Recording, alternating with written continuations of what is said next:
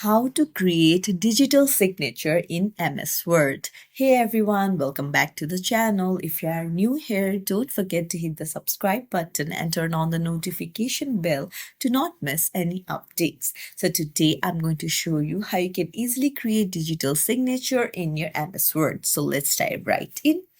Open up your Word file and then go to the insert option on the top. Make sure that you have saved your signature in your files and then go to picture and then tap on this device. Just open up the signature and now you can just increase or decrease the size and then place it anywhere of your choice.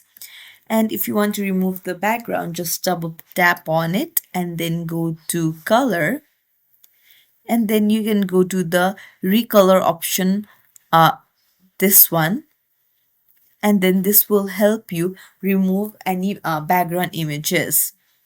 So you can just place it in of your choice, and then that's it.